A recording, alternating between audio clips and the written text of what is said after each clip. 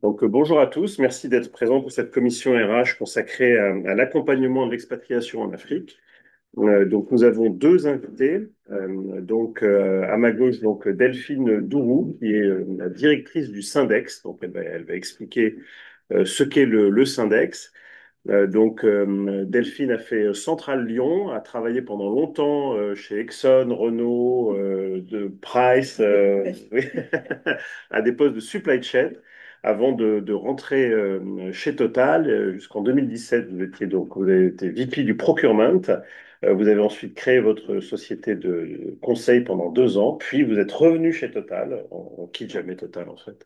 Et, cette fois sur des fonctions RH en charge du talent et puis de la transformation, puisque vous aviez piloté sur la partie RH le passage vers l'entité OneTech, qui est une nouvelle entité de Total. Et donc depuis 2023, vous êtes directrice du Syndex. Je vais vous laisser après expliquer de quoi il s'agit. Et donc à ma droite, Alix Carnot. Là, je frémis parce que Alors, j'ai vous vu avez peur, tu as l'expérience. raison, tu as raison. Alix qui a fait HEC, qui ensuite a travaillé chez EDF avant d'occuper un certain nombre de postes dans le conseil RH et donc de suivre son conjoint qui était expatrié dans un certain nombre de pays, dont l'Australie, l'Espagne, D'Italie. l'Italie, voilà, et qui en 2014 a rejoint Expat Communication, là aussi après tu expliqueras de quoi il s'agit, et qui aujourd'hui, tu es présidente, Directrice associée. directrice associée voilà, de Expat Communication, voilà. Donc, on va d'abord, alors, chacune va présenter l'entité qu'elle dirige, et puis ensuite, dans un premier temps, on fera un peu un état des lieux de l'expatriation aujourd'hui. Ensuite, on verra les différentes formes d'accompagnement de l'expatriation, fiscale, sécuritaire, sanitaire, etc. Et puis, on fera un focus particulier sur l'accompagnement de la cellule familiale et de la famille, puisque c'est une des raisons souvent d'échec à l'expatriation. Voilà. Donc, Delphine, Ok. je te laisse la parole. Peut-être présenter ce qu'est le Syndex, parce qu'effectivement, plusieurs personnes m'ont posé des questions et donc je pense que tu es la mieux placée pour Très bien, très bien. le faire. Alors, toc, toc, toc, voilà. Donc, en fait, le Syndex, c'est une association qui a 45 ans d'existence et qui est née de la volonté d'entreprise de partager des expériences, de partager des bonnes pratiques sur l'expatriation au départ. Et un deuxième point, un deuxième acte fondateur du Syndex, ça a été la création d'une convention conjointe qui permet aux conjoints euh, suiveurs, dits suiveurs, de bénéficier d'un congé sans solde pendant la durée de l'expatriation, si son entreprise est signataire. Mais bon, voilà, c'était un des actes fondateurs, dire c'est un gros frein à l'expatriation. On sait bien qu'aujourd'hui, encore plus qu'il y a 45 ans, mais voilà, cette convention permet d'avoir un congé sans solde pendant la durée de l'expatriation et de revenir à sa société d'origine qui réouvre les portes. Alors, les membres, ça c'était en juin 2025, on avait 70 membres. Depuis, on a deux autres membres qui sont rajoutés. Donc, vous voyez qu'il y a une trentaine d'entreprises du CAC 40, mais pas que. On a aussi des organisations étatiques du type ministère de l'Europe et des Affaires étrangères, qui est un membre actif, aussi bien en termes RH, mais aussi en termes sécuritaires. On a aussi Agence française de développement, Expertise France, qui est une des filiales. Mais récemment, on rejoint deux autres entreprises, Serimax, hein, qui est dans le domaine de la soudure. C'est un spin-off de Vallourec. Bon, voilà. Et puis une autre qui est le CNRS, qui est venu taper à la porte en disant, nous, on envoie beaucoup de monde à l'international et finalement, on a besoin de benchmark, de se situer en termes RH, en termes sécuritaires. Alors peut-être que ce sera des pays qui ne seront pas couverts par les autres membres, mais un certain nombre, oui, parce que par exemple, ils sont très présents en Antarctique. Alors c'est sûr qu'ils sont un peu spéciaux. Voilà pour les membres.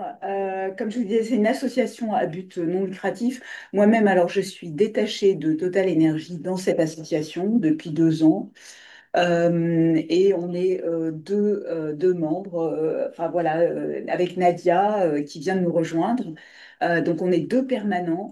Et ensuite, bah, on a un conseil d'administration qui est fait soit des entreprises fondatrices, mais pas que. On a un représentant de L'Oréal, Schneider Electric, euh, qui d'autre Orange. Voilà, on a 10 membres du conseil d'administration qui se réunit tous les 4 mois. Sinon, on a 550 acteurs de la mobilité internationale, alors, qui sont bien, aussi bien au niveau RH mobilité. Donc ça, c'était le thème principal quand le Syndex est né, mais aussi fiscalité. Fiscalité, alors la fiscalité des contrats, alors là, c'est des sujets de spécialistes, mais ils adorent se réunir pour partager et benchmarker. Ensuite, on a monté aussi un groupe sur la santé, tous les risques sanitaires. Donc là, ce sont plutôt les médecins conseils qui sont présents et qui vont partager voilà, leur vision de la vaccination, des risques sanitaires, des risques psycho. Voilà, en expatriation, on peut avoir des sujets liés à un mal-être.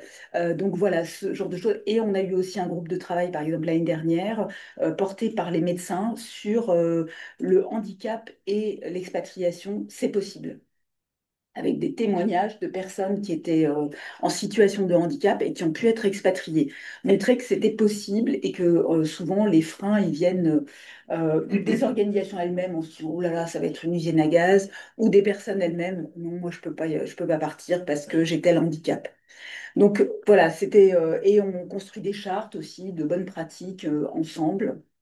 Donc, beaucoup de groupes de travail, d'intelligence collective, aussi avec des co-développements. Les co-développements, voilà, 1 heure ensemble où quelqu'un amène sa problématique et les autres pairs résolvent le problème apporté par une personne. Et en 1 heure, la personne qui avait sa problématique repart avec des solutions. Donc, c'est vraiment de l'intelligence collective. Et puis, sûreté, un groupe sur la sûreté. Et alors là, je dirais que c'est le groupe le plus actif en ce moment parce que il se passe toujours quelque chose dans le monde. Donc là, on organise des calls sûreté régulièrement. Dire, bah voilà, telle situation dans tel pays, avec le centre de crise et de soutien du ministère de l'Europe et des Affaires étrangères. Et on fait le tour des industries en disant quel dispositif vous prenez pour vos expatriés, vos business travelers. Est-ce que vous rapatriez? Est-ce que vous demandez aux personnes de se mettre en télétravail? Et donc là, il y a un vrai partage de toutes les industries. Alors, oui, la vision du Syndex, c'est de partager, d'être l'interlocuteur clé avec les institutions pour être force de proposition. Par exemple, l'année dernière, on avait des grosses discussions avec le ministère de l'Économie et des Affaires sociales sur la CFE.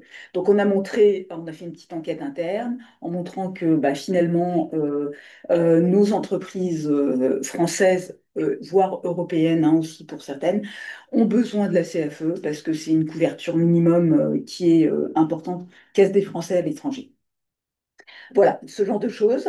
Ensuite, bah voilà, nos missions, on renforce, on a soit des commissions, comme vous pouvez l'avoir, une commission comme vous l'avez Océane, ouais. aujourd'hui, ou alors des groupes de travail, parce qu'en fait, on fait voter chaque année des sujets, parce que bien sûr, chaque entreprise voudrait traiter son sujet, on fait voter, et puis on en sélectionne deux par grande thématique, deux RH, alors plutôt sur les politiques de mobilité en RH. Santé, ça va être cette année, je pense que ça va être, enfin cette année, l'année prochaine, ça va être plutôt sur les visites médicales et les vaccinations. Et puis côté sûreté, alors là, ils ont plein de sujets, donc il faut serrer. Voilà. Alors après, Et hop, donc, c'est juste pour que, donc, pour les membres, donc, on est plutôt sur des grands groupes, c'est-à-dire le oui. ticket d'entrée, c'est plutôt des sociétés cotées. Bah, je vous dis la moitié des sociétés cotées, mais on peut aussi avoir des entreprises de taille plus modeste. Par exemple, Catering International Services, vous les avez peut-être Oui, c'est CIF. Eux, ils ont adhéré. Et ça fait du bien aussi aux grosses sociétés d'avoir plus petites entreprises plus agiles qui disent, non, non, alors là, vous vous posez beaucoup de questions.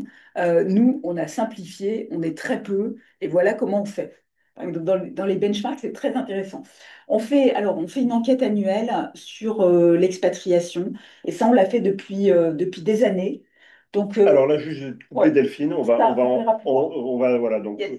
on Il va faut passer à l'autre. passer à la petite présentation d'Expat Communication et puis ensuite on reviendra effectivement sur l'état des lieux de l'expatriation. Juste dernière question, Oui. donc tout ce qui est produit par le Syndex en fait est à usage interne, hein. C'est-à-dire c'est vraiment, enfin ça ne sort pas, ça n'est pas amené à être publié ou à faire l'objet de communication externe.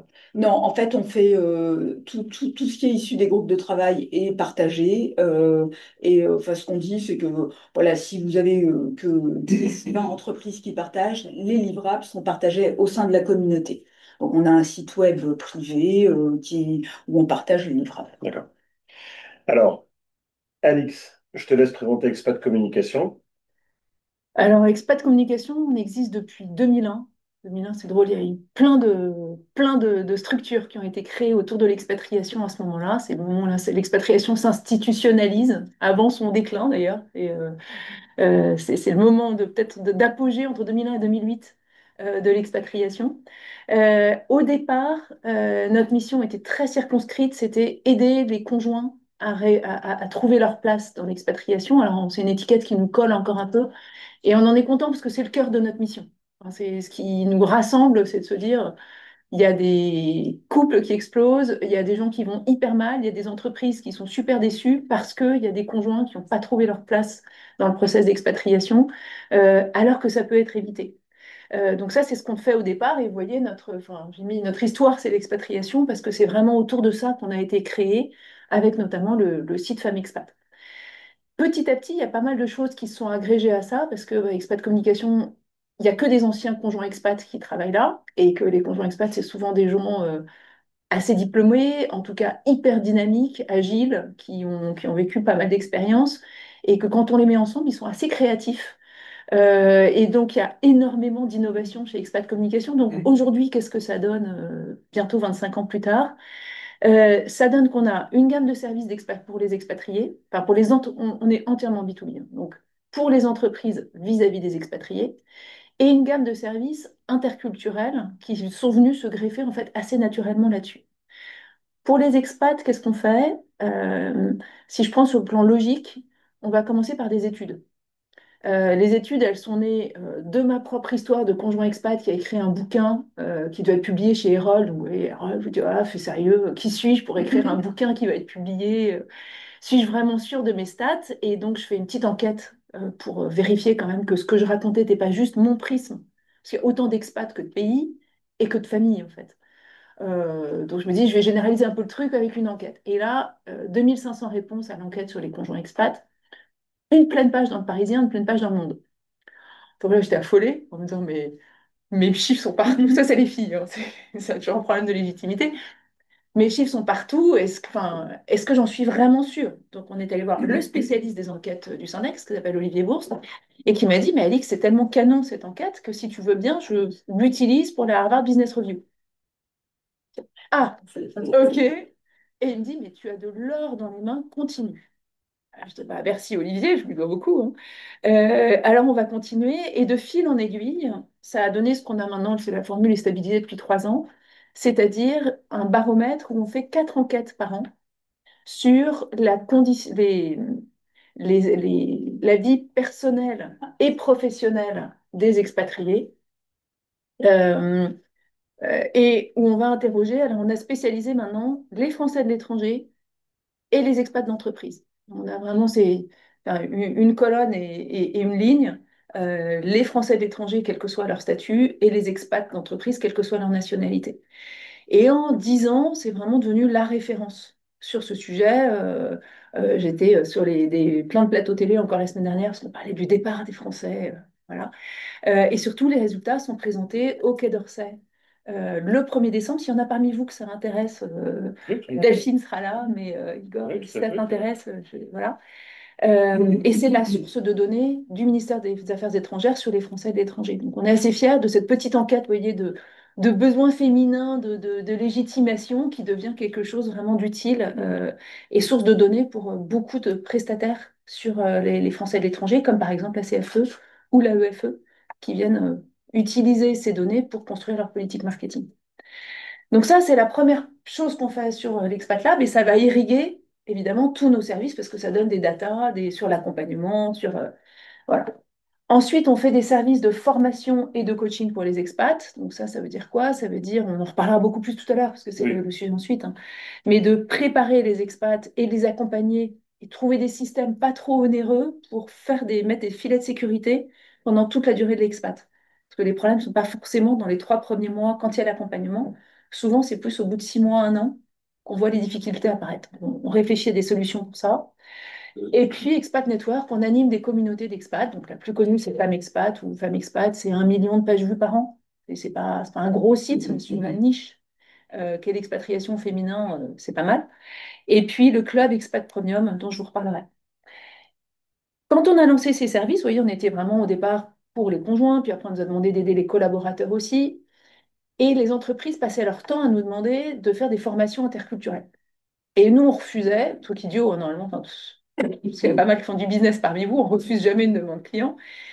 Mais parfois, on peut avoir des côtés un peu raides. Et moi, je me disais, mais attendez, l'interculturel, si vous voulez tout savoir sur le Bénin, bah, lisez des bouquins, quoi. Je sais pas, regardez des films, interrogez des gens. Pourquoi est-ce que vous avez besoin d'une formation pour ça? Et je trouvais, mais c'était vraiment, parce que je connaissais en fait pas bien le sujet, que ça renforçait pas mal les stéréotypes. Les Béninois ceci, les Béninois cela, et les Français ceci. Et alors qu'il me semblait qu'il y a quand même beaucoup de gens aujourd'hui qui sont plus mêlés que ça. C'est à dire un Béninois, mais souvent il aura pas mal bougé, ou il aura une mère américaine, ou il aura fait des études en Chine, et les Français, pareil. Enfin, ça me paraissait pas si simple que ça. Jusqu'à ce qu'une personne de mon équipe me dise, mais Alix, est-ce que tu connais le coaching interculturel? Non, le coaching, j'aime bien, c'est ce qu'on fait, mais interculturel, comment ça va ensemble? Il me dit, en fait, l'idée, c'est de dire, ce qui compte, c'est pas tellement que l'autre soit béninois si tu es français. L'idée, c'est de dire comment est-ce que toi, tu te représentes en tant que normalité et que valeur. Et comment tu reçois le fait que l'autre soit différent. C'est ça l'interculturalité, en fait. Donc, c'est vraiment du coaching. C'est-à-dire, en fait, c'est Montesquieu et les lettres persanes. Comment peut-on être persan? Je ne sais pas si vous vous souvenez de cette phrase, mais comment accepter la différence? Pas tant dans les comportements. Le truc, c'est pas tant lui, il est explicite et moi, je suis implicite. Le truc, c'est quand j'arrive en réunion en retard parce que j'ai croisé quelqu'un dans le couloir qui avait une super idée et qu'en tant que Française, je me dis, mais l'idée est bien plus importante que le temps. On ne contrôle, enfin, on ne doit pas être contrôlé par le temps est à notre service, c'est comme ça que les Français voient le temps. Euh, Quand je suis en réunion avec des Allemands, pour eux, c'est inadmissible. Quand j'arrive toute détendue en disant, hey, je suis en retard, mais j'ai une super idée. Mes copains allemands me regardent en disant, en fait, t'es juste pas professionnel. Et pour eux, c'est terminé. Et moi, je ne comprends pas en disant, ils sont pas très gentils, en fait, parce que mon idée, elle est vraiment bien, hein. Et c'est ça pour nous l'interculturel, c'est-à-dire comprendre le système de valeurs qui sous-tend nos décisions et nos pratiques managériales, découvrir celui des autres et ensemble choisir la façon dont on va travailler. Voilà, donc ça évite plein de clivages, On n'est pas dans eux et nous, on est dans comment est-ce qu'on construit ensemble une communauté avec des pratiques qu'on a réfléchies et qui sont efficaces, et idéalement, ça c'est le discours, qui prennent le meilleur des deux cultures pour en faire quelque chose d'ultra efficace. Ça, c'est notre ligne d'horizon. Et pour faire tout ça aujourd'hui, on est une douzaine de salariés à Paris et une cinquantaine de coachs un peu partout dans le monde, plus une trentaine parce que comme on a pas mal de sites internet, on fait des podcasts, on fait des guides, on fait des webinaires, enfin beaucoup, beaucoup de contenu, donc on a une trentaine de personnes qui apportent du contenu. Petite question pour que représente l'Afrique là-dedans? Est-ce qu'il y a deux, trois pays phares sur lesquels vous êtes plus particulièrement sollicité? Alors l'Afrique a Dans les années 2000, quand on a été créé, c'était une grosse partie de l'activité. Ça a un peu baissé. Je ne sais pas du tout si c'est des choses qui se retrouvent chez vous, mais un peu baissé dans les années 2010. Mhm. Et aujourd'hui, on a un gros retour de l'Afrique. D'accord. Avec, alors, on travaille beaucoup avec l'Agence française de développement. Donc on est Mhm. absolument partout en Afrique. Euh, et après, non, enfin, pas mal le Nigeria en ce moment. D'accord. Euh, en Afrique du Nord, enfin, oui, vraiment partout, quoi. D'accord. Oui, y a pas Oui, il y de... a des pays qui ont un peu disparu. Et encore, même, je veux dire, même le Mali, on Mhm. a pas mal d'interventions au Mali aussi. Donc, D'accord. avec des problématiques pas mal expats Mhm. et de plus en plus, comment aider les jeunes talents africains dans les filiales françaises, dans les filiales africaines de groupes français à performer avec le siège. D'accord. C'est-à-dire, on va pas forcément les envoyer en expat, mais on voudrait quand même les acculturer un peu euh, pour qu'ils soient remarqués comme des talents et qui se débrouillent bien dans l'organisation. Ok. Et l'autre scope qu'on a en Afrique, c'est on a une équipe, alors ça, on va le trouver chez les pétroliers par exemple, où on a une équipe avec pas mal d'expats, pas forcément français, mais de plusieurs nationalités, pas mal de locaux, pas mal de gens qui sont d'Afrique, qui n'ont pas le statut d'expat, mais qui sont quand même pas du pays. Et comment est-ce qu'on fait travailler tout, comment est-ce que tout le monde travaille ensemble de façon efficace, là encore en ayant explicité les différences culturelles. Ok. Entendu. Alors, donc, tu as fini. Alors, Virgile, on va passer donc à la première partie, donc qui est un peu l'état des lieux de l'expatriation, avec donc les données Ah du oui, Syndex. Donc, Delphine, d'accord. je te redonne la parole. Donc en fait, on fait une enquête chaque année avec Olivier Wurtz, que Alix a cité, qui est un professeur à Subdeco, Paris. Donc en fait, on fait cette enquête pour compter au sein de nos membres combien il y a d'expats. Voilà. Donc on était dans le pic, ça a été dans les années 2011, hein, avec 46 000 expats. Après, il y a eu la période Covid, hein, on se voit bien. Et puis c'est remonté à un niveau avant Covid. Donc ça, finalement, ça nous permet aussi de dire non, c'est pas fini. Alors avec des formes d'expatriation qui peuvent être différentes. Peut-être que c'est pas toujours des contrats plus de 3 ans d'expatriation en famille, mais on va voir, il y a quand même les familles, ça reste le gros de l'expatriation. Voilà. Ensuite, les origines des expatriés. Alors, vous voyez, expatriés de France, puisque en fait, on a surtout des entreprises françaises au Syndex. On était à un peu plus de la moitié dans les années 2008, hein, 2010, 55%. Et maintenant, on est tombé et ça stabilise à 30%. C'est-à-dire que, en fait, les expatriés, ce ne sont pas que des Français qui sont envoyés aux quatre coins du monde, mais ce sont des diverses nationalités qui peuvent faire Afrique-Afrique, Afrique-États-Unis, Afrique-Asie. Enfin bon, voilà, on a une multitude. Donc c'est fini le cliché de l'entreprise française qui envoie en expatriation. Là, c'est que 30%. J'ai une Autant que des chiffres africains ou c'est de Non, là, manière c'est générale? ensemble. C'est en général, c'est global ça. Juste une question, est-ce que vous avez eu une explication finalement? Est-ce que c'est lié à la crise de 2000, la crise financière? Parce que c'est amusant qu'il y ait quelque chose comme ça qui vraiment Oui, change en 2010 et puis reste exactement. Covid, pas Covid, etc. Autant tout à l'heure sur le nombre d'expatriés, on voyait bien, on pouvait corréler ça à certaines dates, à crise du pétrole, Covid, etc. Mais là, c'est vraiment 2009 qui fait une... Oui. Eh ben, oui, je pense que effectivement, il y a eu arrêtons d'envoyer des expats de France, parce que Mhm, d'abord ça coûte cher, et puis qu'il y a peut-être aussi des talents ailleurs dans le monde qui sont à valoriser et à faire bouger au sein des entreprises. mhm, Donc il y a eu cette prise de conscience là. mhm. Voilà. Alors ensuite, les origines des expats, bon, on fait ce baromètre chaque année. Euh, voilà, euh, vous voyez les différences. Bon, ok, il y a beaucoup d'origines européennes, mais aussi asiatiques. Afrique, c'est 5%, mais en fait, on fait le distinguo Maghreb, Moyen-Orient et Afrique, le reste de D'accord. l'Afrique. Ensuite, si on regarde, j'ai regardé le focus plus Afrique et Moyen-Orient, donc les pays d'origine des expatriés, des membres du Syndex, ça va être Nigeria, Cameroun, Angola, le top 3 hein, pour les pays d'Afrique, et puis Égypte, UEA et Algérie. Donc Algérie, il y a beaucoup d'Algériens qui sont envoyés en expatriation. Donc ça, c'est les origines. Les destinations, on a encore dans le top 3 Angola, Nigeria et Côte d'Ivoire. Et puis sur les Émirats, bon, tous les pays, Oui. enfin Moyen-Orient, Émirats, Arabie Saoudite qui est en croissance. Et d'ailleurs, qui est un vrai sujet dans nos codex, par exemple, on a comment j'améliore l'attractivité de l'Arabie Saoudite parce que j'ai un peu du mal à envoyer en expat.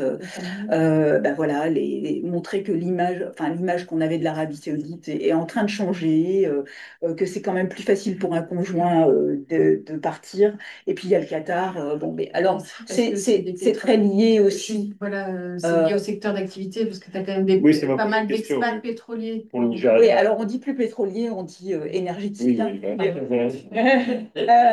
oui, Dans nos entreprises, effectivement, les gros pourvoyeurs d'expatriés, c'est Schlumberger, SLB maintenant. Eux, ils ont encore, c'est dans leur modèle, hein, ils ont 9500 expats hein, chaque année, et c'est citoyens du monde hein, dans cette entreprise-là. Après, vous avez Engie, Total Energy qui arrive ensuite. Et puis après, dans le nombre d'expats dans toutes nos sociétés, là, il y a Airbus et L'Oréal qui sont aussi dans le top. L'Oréal envoie beaucoup en expatriation, pas forcément en Afrique. d'accord. Oui, non, effectivement, oui. Pas beaucoup, hein. Pas beaucoup. Ça veut dire que les Nigérians ont une vraie expertise pétrolière, Ah, mais complètement. pardon, énergétique. Ah, mais Donc ça fait, on va dire pétrolière quand même. Parce que... Oui, absolument. Et puis non, mais effectivement, c'est que, comme disait Delphine, c'est vrai que Schlum, enfin, SLB, c'est un exemple vraiment, enfin, depuis toujours. Je dis, ça fait 30 ans que chez Schlumberger, quelle que soit votre origine, vous pouvez démarrer comme technicien ou ingénieur sur une plateforme et vous retrouver 10 ans après VP sur un autre continent. Enfin, ils ont eu de ce point de vue-là une C'est politique vraiment citoyen du monde. exactement très, Bon, très maintenant, novatrice. ils ont un autre sujet, c'est par exemple, ils ont beaucoup d'Indiens, c'est comment faire en sorte de renvoyer les Indiens en Inde à un moment de leur carrière. Et ça, c'est pas simple pour eux. Parce que c'était justement citoyen du monde, donc je fais ma carrière à l'international et je ne retourne jamais dans mon pays d'origine. C'est leur sujet aujourd'hui. D'accord. Ce qui est intéressant aussi, c'est le fait que ça tourne, si vous voulez. Vous regardez les pays d'origine avec le Nigeria et l'Angola, qui sont deux gros pays d'énergie, comme vous dites. Et c'est également les mêmes destinations, l'Angola et le Nigeria, dans le top 3. C'est-à-dire qu'ils ne restent pas chez eux, mais ils vont utiliser cette expertise ailleurs, dans les différents autres pays. C'est intéressant à voir, ça. Complètement. Ça, moi, j'ai vu beaucoup de mouvements d'Angolais au Nigeria ou de Nigérians dans d'autres pays d'Afrique, pas forcément venant au siège social ou à la maison mère, mais aussi des Nigérians partant aux États-Unis pour des projets internationaux. Hein. Oui, oui. Excusez-moi, ces données ont-ils évolué ça même? Oui, oui, tout ça, c'est l'enquête de 2024.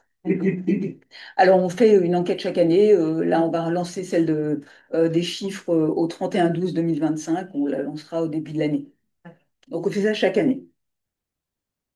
Ensuite, la situation familiale. On parlait de... Parce que, en fait, c'était très intéressant, d'ailleurs, avec la problématique CFE. Oh non, mais il n'y a plus d'envoi d'expat en famille. Alors, ce qu'on appelle M0 et plus, ça veut dire en famille, avec plus d'un enfant. Bon. Donc là, on est toujours aux alentours de 60%, hein, quand même. Donc ça veut dire que ce modèle-là existe encore et que donc, du coup, c'est très important de faire appel à des entreprises comme Expat Communication pour accompagner les conjoints. C'est, voilà, il y a encore beaucoup de départs en famille. Et on va voir surtout en Afrique. D'accord. Alors, juste, oui, peut-être, je me permets une petite remarque, parce que c'est vrai que, alors, de mon point de vue, enfin, nous, on voit quand même une baisse des expatriations familiales, mais je pense que c'est lié au fait que les entreprises qui font partie du Syndex sont effectivement des grandes entreprises cotées et donc offrent encore des conditions d'expatriation familiale qui sont confortables. Parce que c'est vrai qu'on voit de plus en plus que au niveau d'entreprises de moindre importance, sur des choses comme les frais scolaires, l'affiliation à la CFE, beaucoup d'entreprises rognent. Donc, parce que là, quand voyant ça, on a l'impression effectivement que ça n'a pas bougé, mais c'est quand même très lié à la taille finalement de vos membres et de ceux Oui, qui... la moitié, je suis d'accord, la moitié sont du 440. Oui, c'est ça. Encore des moyens, même si ils réfléchissent Oui. à des formes d'expatriation. Parce que, alors par exemple, sur les contrats, on a encore, j'ai pas mis ce slide-là, mais les contrats d'expatriation, c'est 50%, c'est encore des contrats classiques, dire, classiques, c'est-à-dire expatriés, plus de 3 ans. Mais vous avez aussi du rotationnel. Souvent pour l'Afrique, il y a pas mal de rotationnel. Oui. Tu peux juste préciser ce que tu appelles rotationnel, c'est quelqu'un qui va, par exemple, ça se présente beaucoup dans les énergies, dans le secteur minier aussi, et dans la construction aussi. Donc quelqu'un qui part un mois, ça dépend des régimes, un mois ou 6 semaines ou 3 semaines, ça dépend des entreprises, sur place, qui travaille sur place pendant ce laps de temps, et après un mois de récupération. Si vous considérez ça, c'est d'embauche, vous considérez Oui, ça comme de l'expatriation. c'est de l'expatriation, c'est une forme d'expatriation. Donc il y a les rotationnels. Alors en Europe, on a beaucoup de commuteurs aussi. Des commuteurs, c'est-à-dire qui rentrent le week-end chez eux, parce qu'ils sont pas si loin que ça, ils peuvent rentrer. Et donc dans ces cas-là, ils partent en célibataire géographique. Voilà. Oui, alors si je me bref, alors, sur l'Afrique, effectivement, juste un petit. C'est vrai qu'on a les rotations du pétrole déjà, des énergies sont les plus confortables, hein, puisqu'on est souvent sur un équivalent temps de repos, temps de travail. Et en effet, ça se dégrade petit à petit. Il y a le secteur minier qui est plus sur un rapport de 1 à 2, et puis le secteur de la construction, où là, on peut être sur un rapport de 1 à 3 ou 1 à 4, c'est-à-dire avec de 3 mois, 3 semaines ou 3 mois, 2 semaines. Voilà, donc ça dépend un peu ouais. des régimes. Oui, ça dépend des régimes. Mais enfin, par exemple, je sais pas, j'ai en tête une entreprise comme Vinci, Mhm. où ils ont des rotations pour des grands projets. Euh, Quand ils envoient en rotation en Norvège, c'est 3 semaines, 3 semaines. Hein. Oui, oui, oui. Enfin, Puis ça là, dépend de la concurrence aussi. Hein. Voilà. Est-ce que tu as l'impression qu'il y a plus de rotation qu'avant, ou est-ce que de ce point de vue-là, Non, non, ça reste aussi ça à reste, peu près stable? ouais, ça reste stable. Et puis alors après, Oui, Quelle est la pardon? différence entre célibataire et en célibataire? bon, ceux qui sont célibataires, et en célibataire, ils quittent leur conjoint pour partir en expat. J'ai pas compris, excusez-moi. En célibataire, c'est-à-dire qu'ils partent seuls et leur conjoint est resté.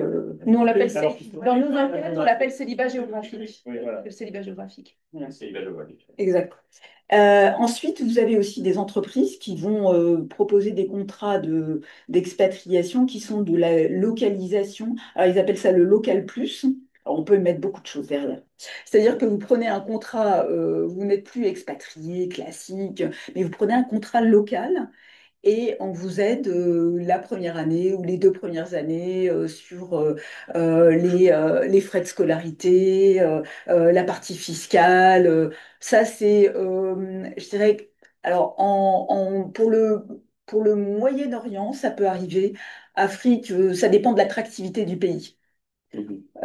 Pas forcément toujours, mais sachez que c'est une tendance qui traîne là, qui est voilà, des entreprises s'y mettent beaucoup sur oui, ah oui, vous rêvez de partir en expatriation à Singapour, bah, vous prenez un contrat local.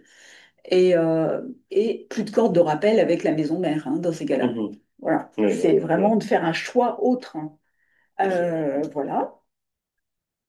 Et puis voilà, alors là, j'avais pas déjà parlé de la Oui. convention, mais d'autres points, peut-être. Alors, je sais que Je sais que Alix, ah oui, alors, tu vous as. avez ça. Ah Ouais, oui, ouais, est-ce que les accompagnements, on va peut-être on garder va ça faire pour la ça fin? après. Donc, Alix, toi, tu avais aussi Quelques chiffres ouais, aussi. quelques chiffres. Tiens. Il faut switcher à l'autre. Ouais. Mais, Oui, une question, oui, Virgile au Christian. doigt d'off. Oui. Je vous en prie. Définissez conjoint, définissez conjoint. Ah oui, conjoint, oui, c'est pas forcément au sens marié, ça peut être, enfin, alors ça dépend des entreprises, mais beaucoup d'entreprises disent, bon, voilà, pacsé ou alors en concubinage ou peu importe, c'est conjoint au sens large. Au plus un, quoi. Là, ouais. Plus un. C'est l'expat plus un. C'est pas vos petites amies. Si, ça Ah, ça peut. là. Ça dépend des entreprises et des pays. Il y a des pays où c'est pas possible. Vous n'aurez pas le visa. Exactement, exactement, parce que vous avez certains pays où le concubinage ou le pax, ça ne correspond à rien et vous avez des expats qui sont obligés pratiquement de se marier avant de partir parce que sinon ils peuvent pas avoir les bonnes conditions localement ou ils peuvent pas trouver un travail localement. Je vais compléter quelques Oui. chiffres. Donc, nous, nos chiffres, ils vont être vraiment sur. Pour compléter ce Delphine, Delphine, elle interroge les entreprises. Nous, on interroge les expats, comme vous avez compris. Donc, ça va donner. Et puis, on les interroge statistiquement, et puis on passe notre temps avec eux pour les préparer. Enfin, on a à peu près plus de 1000 personnes qui passent dans les bureaux chaque année. Donc, on voit, on les entend. Euh, voilà. Et donc, on publie voilà, le genre d'enquête qu'on sort. Vous avez ça, elles sont toutes disponibles sur notre site Oui, je vais te demander, donc c'est expatcommunication.com. en accès libre? La version courte D'accord. et Oui, la bien sûr. version longue, évidemment, elle est pour les membres du board du baromètre. Ou quand on vient les présenter au Syndex, on présente un peu Voilà. plus. Mais là, déjà, on a fait des petits travaux spécifiques pour vous, puisqu'on a regardé à chaque fois, sur quelques données la comparaison entre les chiffres globaux et les chiffres pour l'Afrique. Mhm. Euh, la première chose qu'on mesure à chaque enquête maintenant depuis le Covid, c'est le moral des expats. Et vous voyez qu'il était assez catastrophique pendant le Covid. Maintenant, il se stabilise à un niveau assez haut, aux alentours de 72. Donc, on leur demande de 0 à 100, quel est votre niveau de morale? Voilà, la tendance est vers 70, 72, c'est l'été. L'été, le moral est toujours un peu meilleur. Là, on va sortir une enquête la semaine prochaine et on sait que le moral sera un tout petit peu plus bas parce que c'est. Voilà, et en hiver, c'est encore un peu plus. C'est le moral général ou le moral professionnel? Moral général. Comme sur une échelle de 0 à 100, comment vous sentez-vous aujourd'hui? De manière générale. Donc, il peut y avoir plein de raisons. Il peut y avoir plein de raisons. Et qu'est-ce qu'on observe? Alors, comme ça fait 5 ans qu'on le fait et qu'on a 20 000 réponses par an, on commence à être bien, bien affûté pour savoir ce qui est bien, ce qui n'est pas bien dans tel ou tel pays. Selon. Alors, le plus important, c'est pas le pays, figurez-vous, c'est votre statut.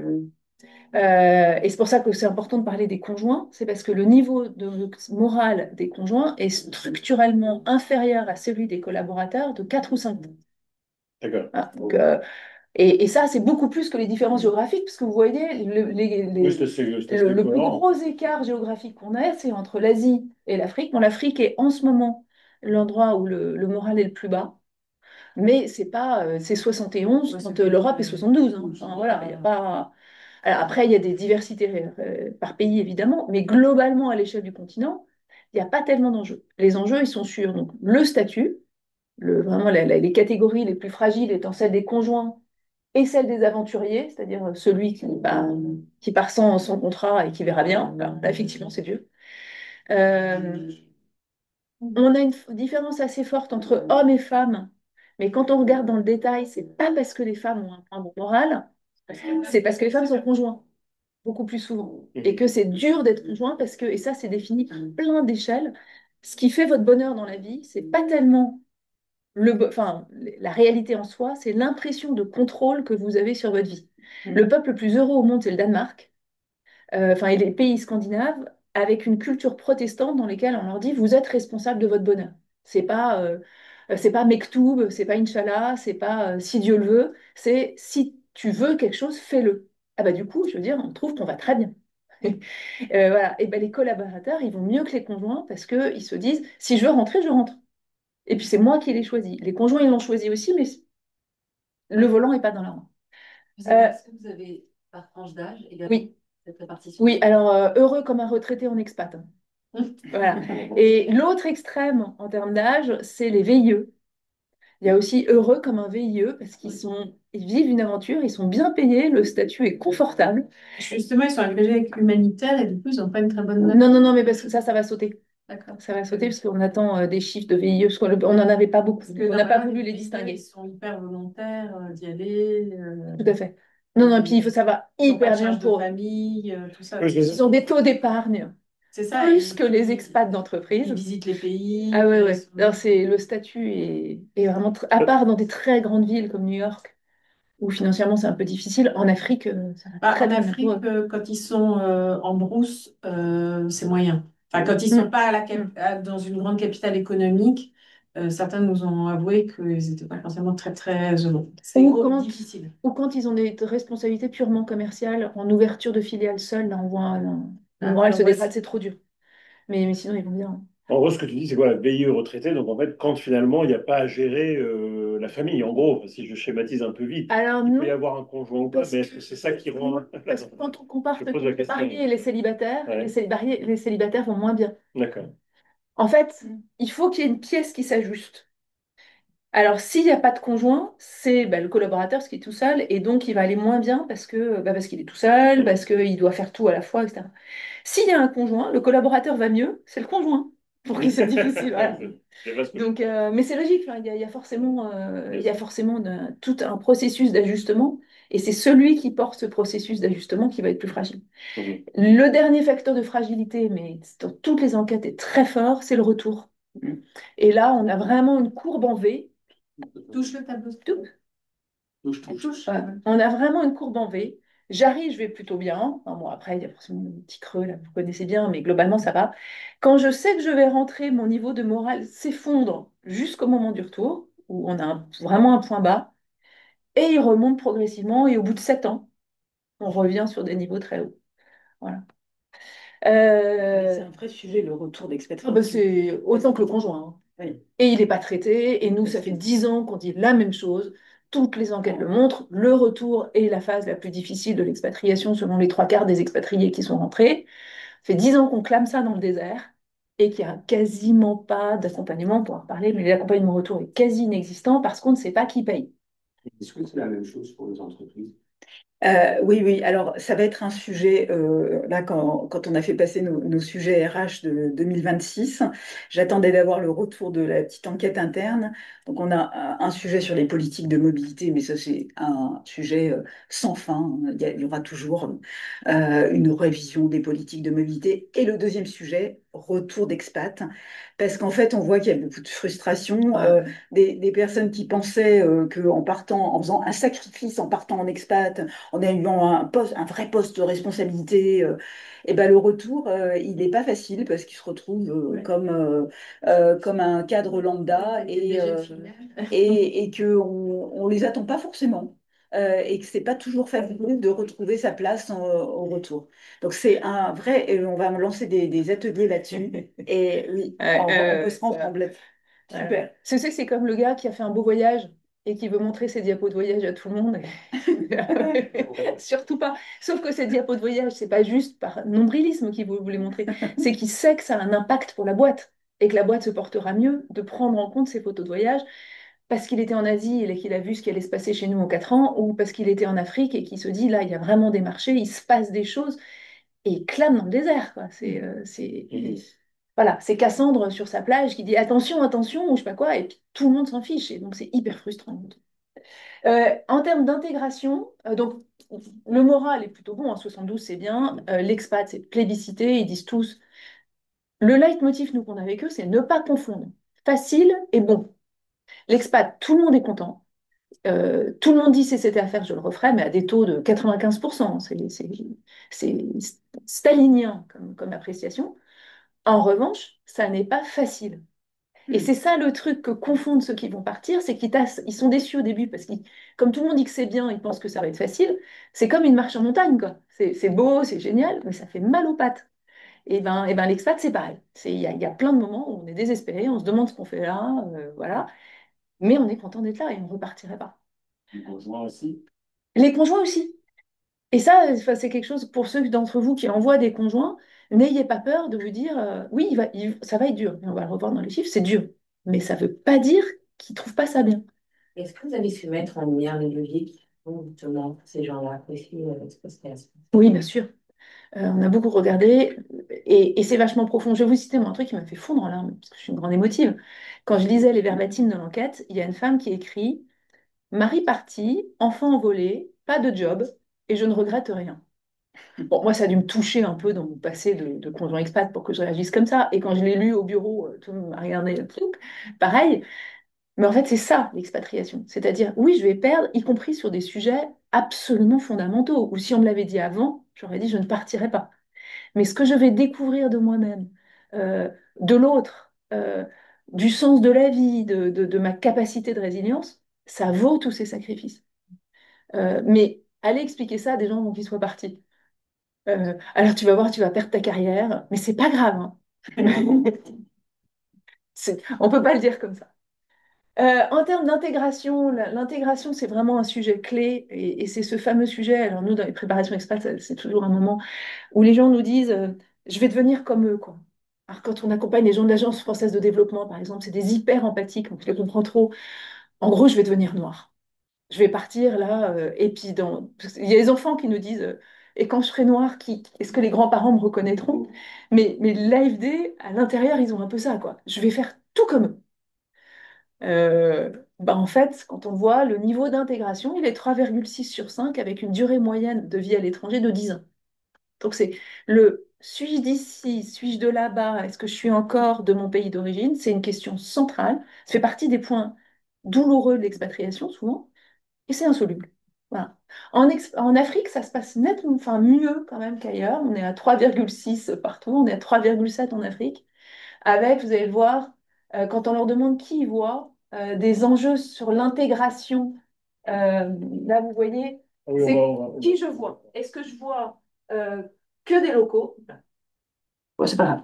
Je vous montre là. Là, vous avez l'Afrique, et là, vous avez ceux qui voient que des locaux. Donc, c'est plutôt dans la moyenne basse. Le pire, c'est la France. Mais il y a un petit effet de panel là. Et là où vraiment on voit le plus de locaux, c'est en Amérique du Sud. Donc, bon, ça conforte bien les stéréotypes. Est-ce que je vois un mix, une majorité de locaux, euh, en Afrique, on est à peu près dans la moyenne, équilibre entre locaux et expats, c'est l'endroit du monde où cet équilibre est le meilleur. Et ça correspond à l'expérience qu'on entend beaucoup de gens en Afrique. Vous voulez dire quoi exactement de voir les locaux Dans mon intégration personnelle, Ah, d'accord.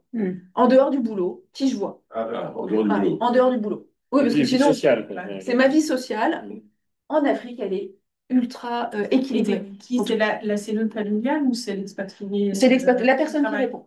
C'est la personne qui répond. Ouais, mais toi, tu interroges qui? Les conjoints d'expat ou les expats? Ouais, tout. Tout. Et quand on regarde après, justement, par persona, enfin non, par typologie, le collaborateur va être. Enfin, si jamais tu regardes vraiment que, effectivement, le collaborateur envoyé par une grande boîte, il va être quand même plus, lui, avec que des expats, voire que des expats de ma nationalité. Il sera un peu plus tiré par là. Mais c'est pas lié, tu vois. Ça va être une différence liée à la typologie des gens, mais qui va juste translater les pays. Donc, tu vas retrouver le même équilibre mais avec une autre proportion parce que il n'a pas le même mode de vie.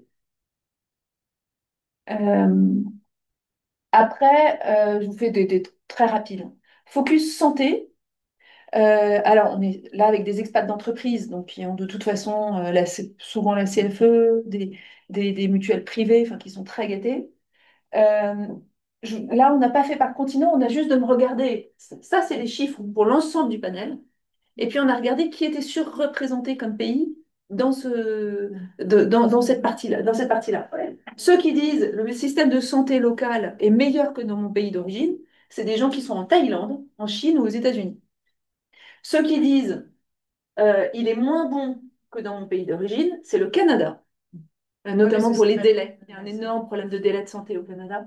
Le Royaume-Uni, grosse faute d'orthographe, et le Sénégal. Ceux aussi, c'est intéressant, où ils n'ont juste jamais testé parce qu'ils font vraiment pas confiance. On a le Liban, le Sénégal et les US. Les US, c'est une question de coût. Donc, vous voyez, comme d'un pays à l'autre, c'est vachement dur. Enfin, c'est facile de présenter des grands chiffres et tout, mais en fait, quand on voit dans la même case le Sénégal et les US, pour dire j'ai pas confiance dans le système, c'est que c'est des réalités derrière qui sont complètement différentes. Moins bon que dans mon pays d'origine, je vous ai dit. Et ce qui est intéressant, c'est très variable selon les soins. Et là, on a trois pays, zone Afrique, Côte d'Ivoire, Sénégal et Maurice.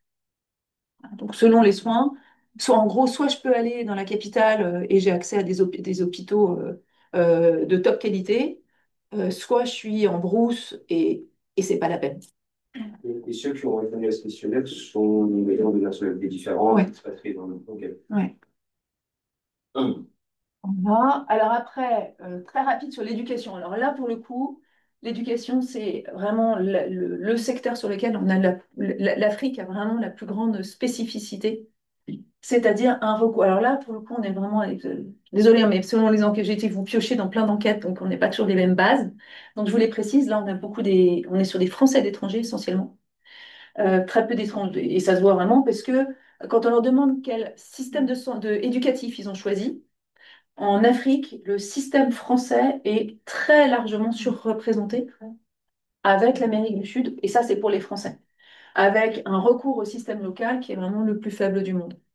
Et néanmoins, et ça correspond peut-être déjà à des choses que vous entendez des familles en Afrique, la satisfaction, y compris du système français, la plus basse du panel. Alors attention, on est entre 3,3 voilà. Entre 3,3 et 2,9. Hein. Là, la personne qui a fait le schéma a emphatisé a dramatisé le propos parce qu'il n'y a pas un très gros écart.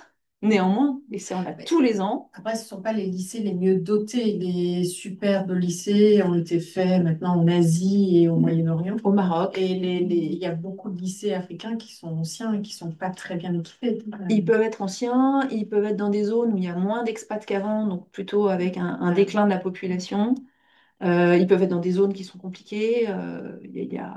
Et puis le système de l'AEFE est quand même un peu en crise, avec des systèmes de gens qui sont là parfois depuis très longtemps et plus très motivés. Et c'est comme tu vois, il y a la vétusté des bâtiments, mais il y a aussi l'ancienneté des équipes. Ouais, c'est ça. Non, mais Ouais. la dotation de moyens, hein, en Asie, ils sont au même niveau que les lycées internationaux. Enfin, ils ont comme compétition les lycées américains, etc.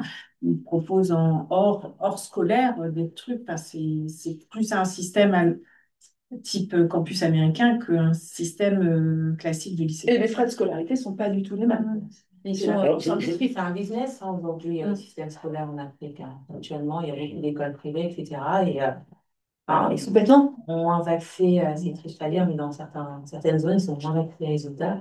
C'est plutôt business. Et le lycée français, lui, n'est pas tellement rentré dans cette logique-là en Afrique et donc a des coûts, enfin des problèmes de moyens, clairement. C'est du déclaratif. Oui.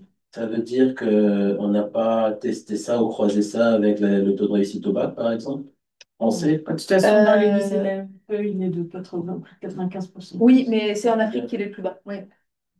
Oui, on va travailler avec la l'AEFE cette année pour aller plus loin dans ces études.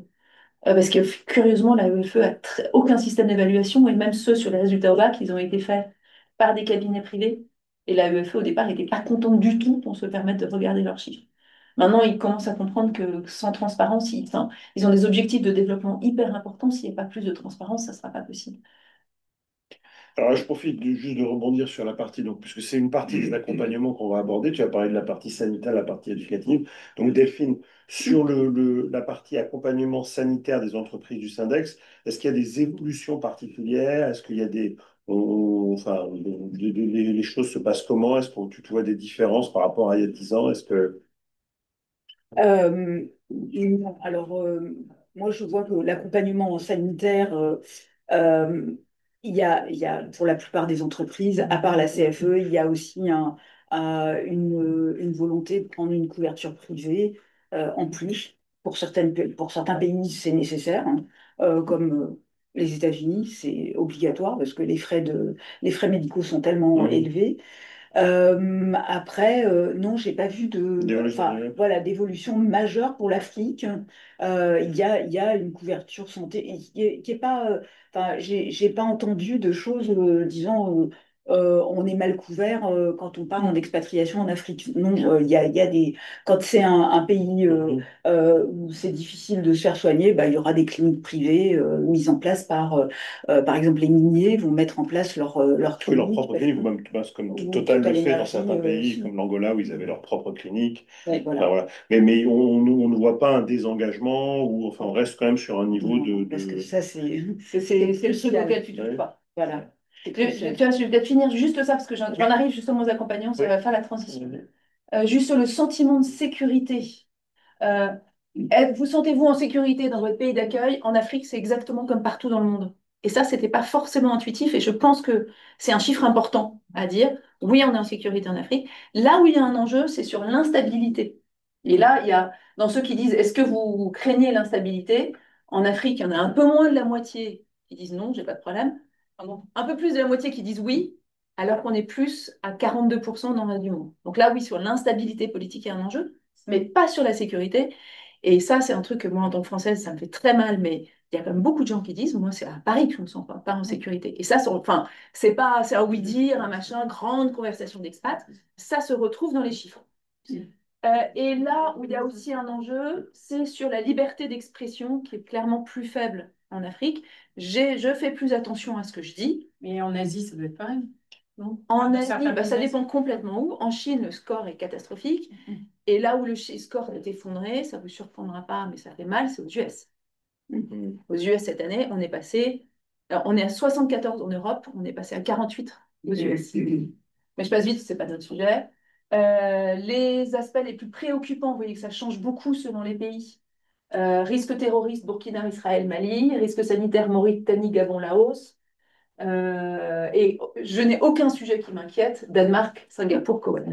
Voilà. Donc ça c'est marrant parce que là encore, c'est un peu plus fin que juste des grosses stats. Euh, J'en arrive au conjoint. Et là, on rentre dans les accompagnements. Est-ce que vous avez pu travailler dans votre pays, dans le pays d'accueil? Spécial Afrique, 46% disent non. Donc, pratiquement la moitié n'a pas pu travailler. Et il y en a 20% qui ne souhaitaient pas travailler. Et regardez les conjoints, vous voyez, il y a quand même plus qu'ailleurs la famille traditionnelle où c'est l'homme qui est muté et la femme qui ne souhaite même pas, enfin pas même pas, c'est un jugement quand je dis même pas, qui ne souhaite pas travailler. 20%, plus 46%, on est à 66% des conjoints loin du marché de l'emploi. Ailleurs dans le monde, euh, 52% des conjoints travaillent. Enfin, c'est pas ailleurs, c'est concluant, y compris l'Afrique, donc encore plus ailleurs. Ok. Donc ça, c'est vraiment très important. Il est plus difficile de travailler en Afrique qu'ailleurs pour les conjoints. Euh, et quand on leur demande si l'expatriation a freiné ou favorisé votre carrière, freiné, on est à 38% en Afrique, on est à 33% dans le reste du monde. Donc, plus difficile d'être un conjoint en Afrique qu'ailleurs. Et après, et là on en arrive enfin aux accompagnements. Euh, Est-ce que vous avez eu un accompagnement de votre entreprise? Donc là c'est l'enquête que je vous présente. C'est l'enquête qui va sortir la semaine prochaine. Donc ça ne devrait pas se faire parce que je ne suis pas absolument sûre de mes chiffres, parce qu'ils sont encore en cours de consolidation, mais en même temps je trouvais que c'est pour vous, ça tombait trop bien. Est-ce que vous avez eu un accompagnement de votre entreprise avant votre départ? Sur l'Afrique, on est à 86% de oui. Avec la France et l'Océanie qui ont un petit effet de panel, parce que ceux qui ont répondu viennent de très grands groupes. Donc voilà, c'est pas tout à fait juste. Et c'est une plus petite population. Euh, avec que 30% de Français dans le panel cette fois-ci, vous voyez, l'Afrique est vraiment l'endroit où on accompagne le plus. Et quand on leur demande comment s'est déroulée la gestion des démarches administratives, mon entreprise s'est occupée de tout à 44%. Donc par rapport à ta question, Igor, est-ce qu'on accompagne encore en Afrique, quelle que soit la taille de boîte? L'Afrique. C'est pas que tout le monde est accompagné, mais c'est que on accompagne plus quand c'est vers l'Afrique que vers ailleurs, parce que c'est considéré comme un pays difficile. Oui, puisqu'on a 77% sur les deux premiers. Effectivement, c'est occupé de tout et c'est occupé de la grande partie des démarches. Voilà. Très bien. Donc, Delphine, donc sur tous ces accompagnements, donc on a parlé de l'accompagnement sanitaire. Rapidement, on peut parler de l'accompagnement scolaire. C'est vrai que, alors, c'est ce qu'on disait aussi, moi, de ma lorgnette, on a l'impression quand même que c'est un sujet, alors peut-être pas pour les groupes cotés, mais c'est un sujet où il y a un petit peu plus de désengagement des entreprises. C'est-à-dire, s'il faut couper quelque chose, c'est sur cet accompagnement scolaire. Est-ce que c'est quelque chose que toi, Alix, tu constates aussi ou parce que du côté, nous, du recrutement, on voit vraiment que c'est une des variables d'ajustement. Ouais, c'est l'offre et la demande, quoi. Ouais, moi ce que j'ai pu voir aussi, c'est système français ou système international. Parce que des expatriés qui se sont expatriés pendant très longtemps ont tendance à dire, nous on préfère le système international, comme ça nous permet d'assurer un suivi de scolarité pour nos enfants, quel que soit l'endroit du monde. Donc un peu de réticence à aller dans le système français. Mais après, bah, c'est des règles d'entreprise, des politiques internes. Disons, bah, si vous êtes français et que vous êtes dans tel pays, vous n'avez pas le choix.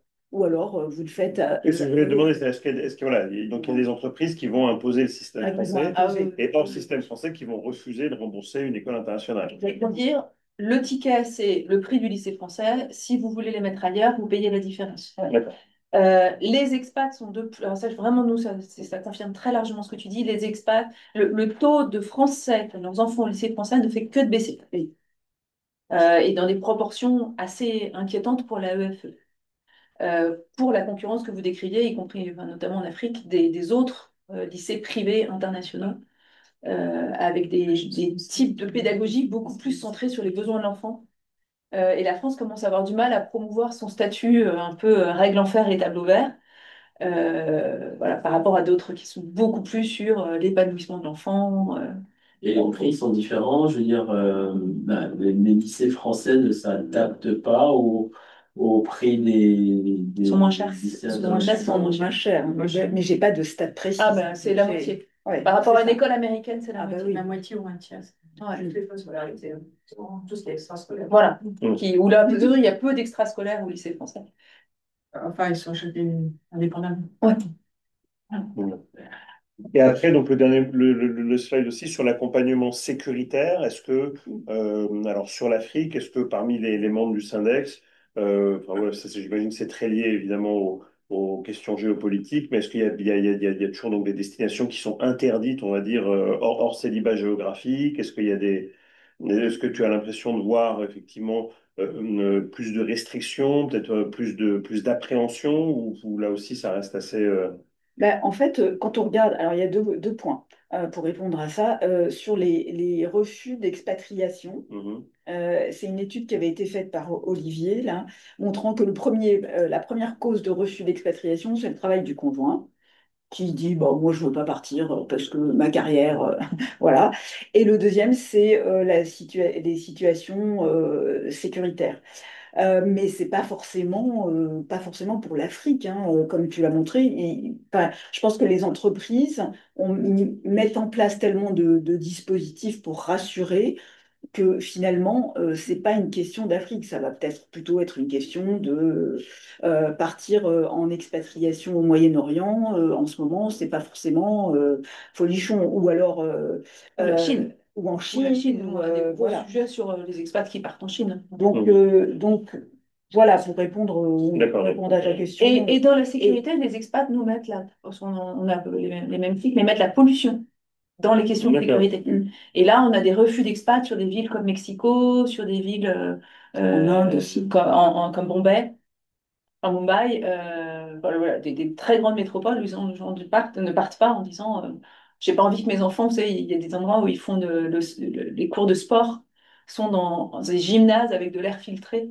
parce que sinon Oui, c'est trop dangereux pour la oui, santé. oui. C'est à Pékin, D'accord. je crois qu'ils ont eu ça. Ok. Alors ensuite, Delphine, tu avais aussi donc des slides sur la partie accompagnement, c'est ça? Oui, alors sur l'accompagnement, en fait, donc avant expatriation, on avait posé la question d'un point de vue. Alors, on a dit, OK, il y a l'accompagnement sanitaire, sécuritaire, mais d'un point de vue RH, quels sont les types d'accompagnement? Alors, avant expatriation, le plus gros, c'est de l'accompagnement culturel ou interculturel. Donc, du coaching comme vous pouvez le faire, ou de se préparer. De se préparer. Et est-ce que tu sais s'il est centré uniquement sur le collaborateur ou est-ce qu'il englobe le conjoint? Parce que l'accompagnement langue souvent englobe le conjoint. Oui. Le culturel, peut-être. Eh bien, de plus en plus. De plus en plus. La plupart des cas. Oui. Enfin, nous, quand on regarde, nous, ce qu'on fait et nos concurrents, on intègre tous les conjoints. Oui. Après, il y a certains concurrents qui intègrent le conjoint pour une partie et pas le reste. En fait, la question, c'est quelle est la place du conjoint? Est-ce qu'il est là comme un pot de fleurs qu'on pose à côté et qui écoute ce qu'on dit au sachant qui est le collaborateur? Ou est-ce qu'il est intégré dans l'information? Vous devinerez quelle est la position d'expat communication sur ce sujet. Non, mais Vu notre ADN, mais en tout cas, il est là. Et puis, je vois aussi des tendances d'entreprises qui disent, eh ben, quand c'est un vrai projet familial, donc quand il y a un départ en expatriation, le conjoint est reçu aussi. Ça, on le voit dans ton, dans ton award, dans le prix là, que tu vas remettre. Mais sur cet accompagnement, certaines entreprises disent, bah voilà, moi je propose un entretien au conjoint pour faire part des dispositifs qui sont mis en place. Parce que souvent c'est perdu au fin fond de l'intranet de l'entreprise et le conjoint lui-même ne sait pas ce à quoi il a le droit. Donc voilà, ça, avant, c'est plutôt sur l'aspect culturel. Ensuite, pendant l'expatriation, donc là, c'est plutôt langue. Et souvent, l'apprentissage langue ne commence pas avant l'expatriation, mais plutôt quand on est dans le pays. Et puis le deuxième, c'est l'accompagnement professionnel pour le conjoint.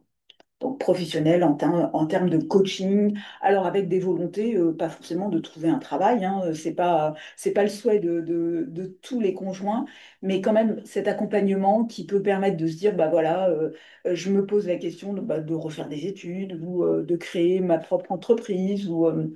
Ça, c'est pendant. Et alors après, le plus fréquent, c'est professionnel, mais enfin, il n'y a pas grand-chose, quoi. Sincèrement, certaines entreprises proposent des petites choses, mais c'est pas satisfaisant. Donc là, ça rejoint le point sur le retour d'expat, comment ça se passe, qu'est-ce qu'on peut, et c'est un vrai chantier. Ouais, donc justement, alors, c'est cet accompagnement du conjoint, de la cellule familiale et du retour qui est un peu le point mort de la réflexion.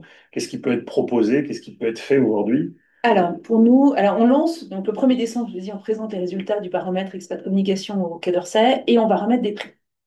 Pourquoi est-ce qu'on remet des prix? Parce que pour nous, le principal sujet derrière tout ça, c'est la différence entre le déclaratif et le réalisé, et donc la mesure d'impact.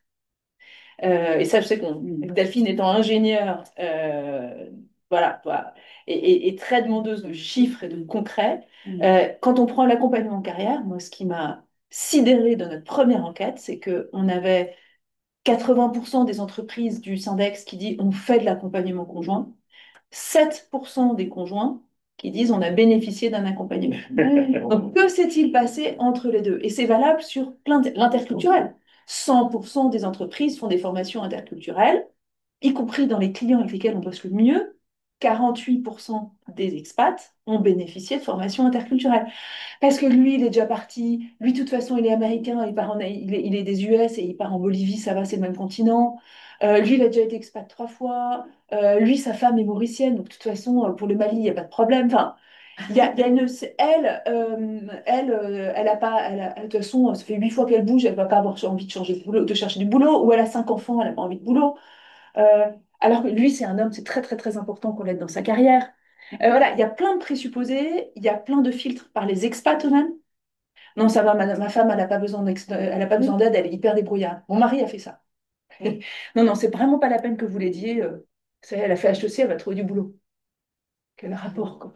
Il m'en a même pas parlé. Et voilà, donc, mesure d'impact. Et en fait, nous, on lance ces prix pour mettre un questionnaire en disant, pour aider les entreprises à structurer. Et on a eu des entreprises qui étaient un peu dépitées, ça se voit quand elles ont répondu le dossier, parce qu'en fait, elles se sont rendues compte que elles ne mesuraient pas. Elles ne mesurent rien du tout, donc en fait, elles n'avaient pas grand-chose à raconter à part on fait ci, on fait ça. Oui, mais concrètement, est-ce que vous regardez la satisfaction des conjoints? Donc, première chose à faire pour moi, c'est mesurer ce que vous faites. Nous, on le fait avec notre baromètre. Hein. On permet aux entreprises de mesurer toute l'expérience expatriée, l'expérience collaborateur de leurs expatriés. Mais ça peut aussi être fait en interne. En tout cas, c'est la base de toute politique de mobilité. Pas de mesure d'impact, pas de politique, j'ai envie de dire. Une fois qu'on a mesuré, qu'est-ce qui peut être fait pour les conjoints? Euh, le plus important, c'est la prise de conscience au début. Alors, je veux dire, c'est ce qui coûte le moins cher. Ça tombe bien. Euh, Chez nous, c'est un stage de 4 heures, un coaching de 4 heures ou un stage d'une journée spécifique pour les conjoints. Et c'est vraiment. Les gens nous en parlent. Donc, la boîte existe depuis 25 ans. Il y a des gens qui nous disent, je l'ai fait il y a 20 ans, j'y pense encore. Parce que c'est le moment où on leur dit, qu'est-ce que ça veut dire d'être un conjoint expat? En un vol d'avion, vous allez passer du statut de jeune urbain professionnel à celui de conjoint expat ou conjoint d'expat. Qu'est-ce que ça veut dire? Et ça, c'est super important parce que sinon, on a des gens qui vont se débattre avec la réalité du conjoint expat, dont je vous disais, elle est très bien, mais elle n'est pas facile. Et ils vont penser que tout ce qui est difficile, c'est de leur faute. Parce que c'est quand même des gens très diplômés, souvent des bons élèves, qui se disent, je dois trouver du boulot, il faut que mes enfants aillent très bien. Enfin, voilà, on projette beaucoup sur l'expat. Il y a une espèce de devoir de réussir son expat et d'en faire quelque chose de bien. Si on ne les a pas un peu préparés à tempérer leurs objectifs, il y a des gens qui peuvent être vraiment en grande souffrance. Et nous, on leur donne des clés sur, par exemple, quel est l'impact sur le couple. Ça fait quelque chose dans un couple quand tout à coup, il y en a un qui gagne de l'argent et l'autre qui en gagne plus, et l'autre qui en gagne plus. Quand il y en a un qui est monsieur l'expat, monsieur total au Gabon, je veux dire, vous êtes quelqu'un, quoi. Enfin, vous êtes quasiment à égalité que l'ambassadeur. Et l'autre, dans les dîners, on lui dit, toi, tu fais quoi? J'ai suivi mon mari, salut, et alors vous? Voilà, donc comment on gère tout ça? Ça, c'est préparation à l'expatriation. Si après, en plus, ça coûte plus cher, mais on peut l'aider à trouver du boulot, donc il y a plein de dispositifs pour l'aider à trouver du boulot. Ce qui est important peut-être dans vos critères de choix, c'est qu'il y a une part de collectif là-dedans. C'est-à-dire, il faut d'abord que ce soit quelqu'un que les accompagnateurs aient une expérience RH. Il faut qu'ils aient une expérience de l'expatriation et il faut qu'ils aient une expérience de ce que c'est qu'un conjoint expat. Moi, j'ai été très abîmée quand, dans une de mes recherches d'emploi à l'étranger, je suis tombée sur un coach qui était un coach d'une grosse boîte de RH, qui n'avait aucune conscience de mes contraintes en tant que conjoint expat. Et qui me regardait comme si j'étais une débile, parce que je ne connaissais pas les boîtes du pays, je ne parlais pas la langue du pays, je ne savais pas pour combien de temps j'étais là, je ne savais pas ce que je voulais faire dans ce pays-là. Enfin, c'est pas parce que j'étais débile, c'est que j'étais conjoint expat. Et ça m'a vachement desservi d'avoir quelqu'un qui me regarde en mode, mais elle n'a rien compris au marché, celle-là. Enfin, elle sait pas ce qu'elle veut. En fait, elle n'a pas vraiment envie de bosser. Pas que j'avais pas envie de bosser, c'est que mes enfants sortaient de l'école à 2 heures de l'après-midi et qu'ils ne parlaient pas la langue du pays et que j'allais pas les laisser avec une nounou locale 40 heures par semaine, quoi. Donc voilà, ça c'est sur l'accompagnement des conjoints. Est-ce que vous avez des questions, des remarques? Oui, moi j'en ai juste une. Toutes ces mesures d'accompagnement, elles s'appliquent évidemment les premières expatriations, mais après il y a beaucoup d'expatriés qui vivent dans l'expatriation tout le temps, qui changent tous les 3 ans et tout. Parce que là, il n'y a rien, où on recommence tout ce que vous avez expliqué, ça se rejoue à chaque mobilité. Oui, alors normalement, enfin, de ce que j'ai pu voir des entreprises du Syndex, dans les politiques de mobilité, c'est pour toute expatriation. Donc à chaque fois. De se On reposer recommence tout à chaque fois. de se reposer la question. Après, l'expat peut vous dire, bah non, bah là, j'ai pas besoin, je change. Si, j'aurais peut-être besoin d'un apprentissage de la langue locale parce qu'elle est différente, et mon conjoint aussi. Mais finalement, les politiques telles qu'elles sont formulées par les entreprises disent pour toute expatriation. Oui, mais elles sont formulées comme ça. Mais si tu pars d'un pays vers un autre, Oui. en général, tu n'as pas les trucs qui sont proposés par le siège. En général, le pays si. du siège. Si, si. Ah, ben, Ah, il y Et a par pas exemple, besoin de coaching. alors par exemple, tu vois, pour les conjoints, c'est peut-être, si jamais tu bouges tous les 3 ans pendant 50, 40 ans, le truc qui est quand même vraiment de plus en plus rare, hein. Il n'y a pratiquement plus personne qui fait ça, mais c'est peut-être pas la peine de le faire chaque fois. N'empêche que partir avec des petits-enfants, se faire son réseau par l'école le soir à la sortie de l'école, ou partir à 50 ans en ayant laissé tes jeunes adultes en France, c'est pas du tout la même Non, ce que je expérience, veux tu dire, vois. que quand Donc, tu enchaînes, quand tu fais 3 expatriations de suite, en général, il ne se passe rien entre la une et la 2, entre la 2 si, et la maintenant, 3. ceci, l'interculturel, Par la langue. l'interculturel, non, c'est Surtout sur le même continent.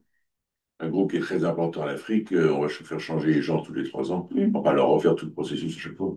On leur dit, vous êtes muté là, voilà la date de l'avion.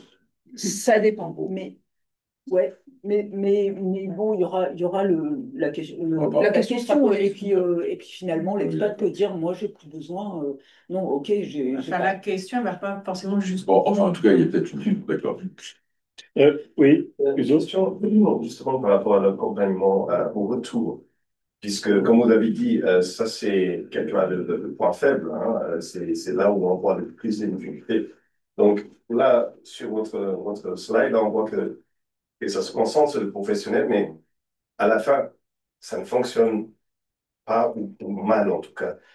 Qu'est-ce que les entreprises disent par rapport à ça? Enfin, ils devraient être vraiment quand même concernés que parmi leurs meilleurs effectifs rentrent et ne sont pas valorisés. Enfin, il y a un problème.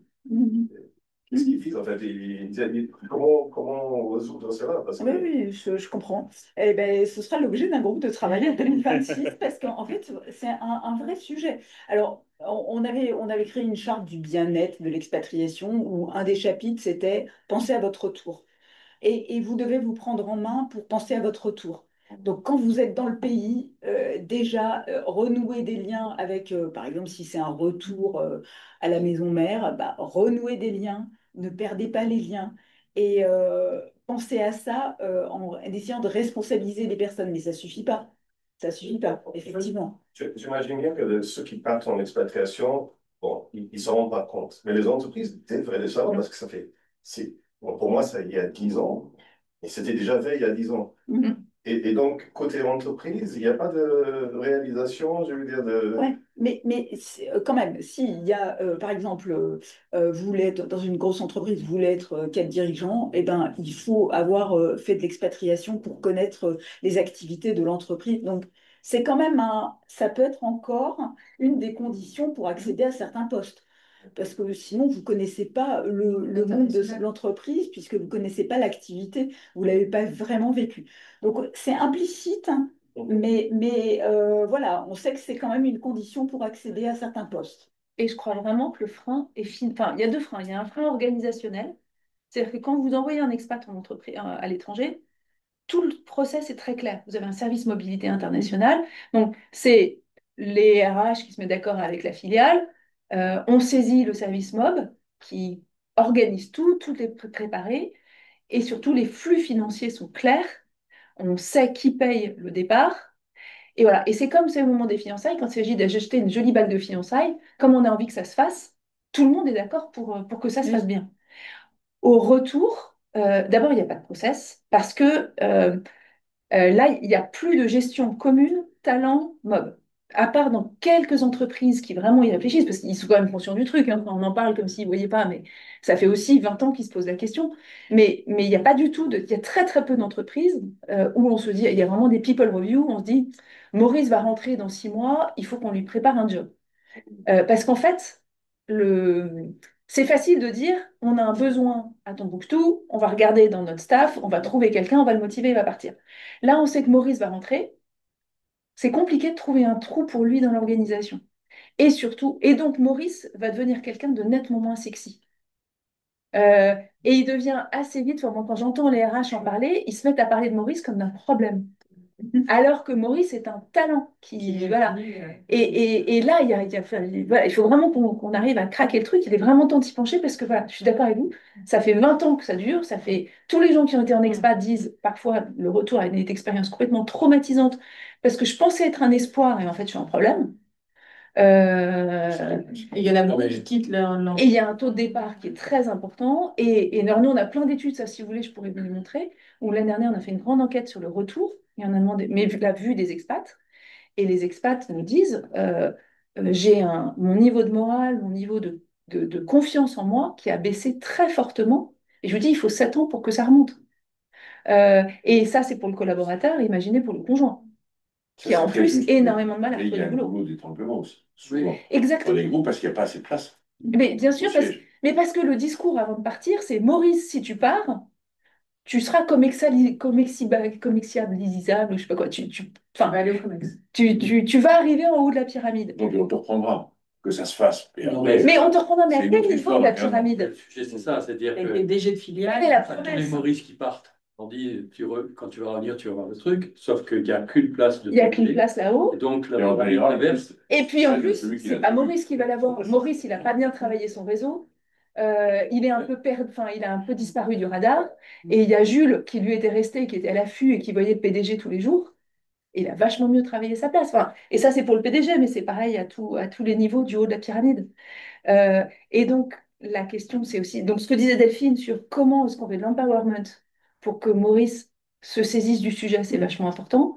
Et puis après, il y a quand même aussi un sujet structurel de comment la boîte prépare avant le départ Maurice l'idée que quand il reviendra, ça sera peut-être un poste ISO. Et si la promesse implicite, c'est tu vas te retrouver tout en haut parce que tu as eu la gentillesse de partir expat, en fait, Maurice est en danger au retour. Mais là, l'entreprise ne raisonne pas comme ça.